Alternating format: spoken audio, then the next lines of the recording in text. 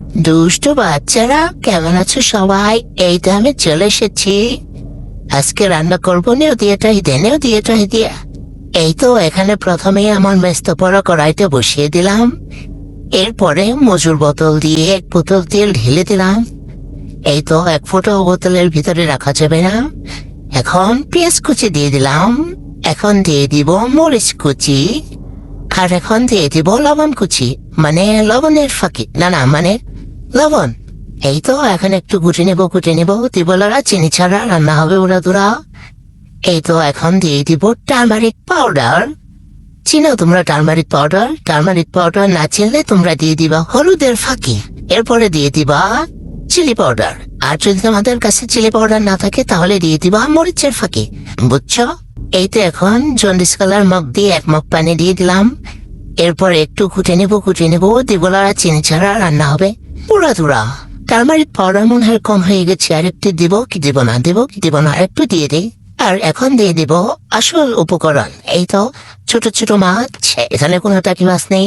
এগুলো সব মাছ, ট্যাংরা মাছ, তারপরে চাপিলা মাছ, তারপরে আর কি বাইলা মাছ, এগুলোই আছে। এখানে কোনো টাকি মাছ নেই।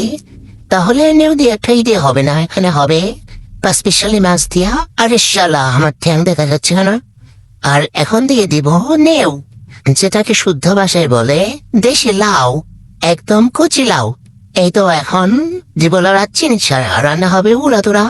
এই যে ছালার পিউটা দিয়ে ধুইরা তারপরে নাড়তে থাকবো একদম মাছ আর লাউ মিলে একাকার করে দেব। এখন ঢেকে দিলাম, ঢেকে দিয়ে কিছুক্ষণ কষিয়ে সিদ্ধ করে নেব। এই তো এখন ঢাকনাটা উঠিয়ে এই তো জন্ডিস কালার মগ দিয়ে আবার একটু পানি দিয়ে দিলাম।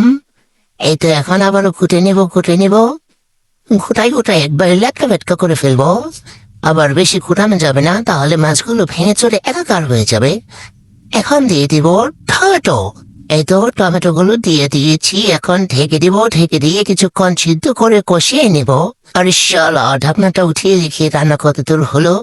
এই তো টমেটো গুলো ফাইনালি সিদ্ধ হয়ে গেছে, আর লাউ গুলো সিদ্ধ হয়ে গেছে। এখন একটু পানি দিয়ে দিব জন্ডিস কালার মগ দিয়ে। তারপর আবার ফুটাই নেব। আস্তে আস্তে করে ফুটাইতে হবে, নয়তো মাছগুলো ভেঙে চুরে একবারে লেটকা হয়ে যাবে। এই তো রান্না প্রায় শেষ। এখন কোরিয়ান্ডার লিভস দিয়ে নামিয়ে নেব।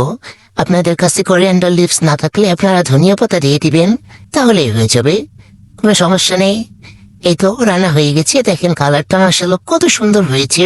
আরে শালা কালারটা দেখেই তো তরকারি খেতে মন চাচ্ছে। মাশাআল্লাহ তরকারির টেস্টটাও সে মজা হয়েছিল, অনেক মজা হয়েছিল মাশাআল্লাহ। আর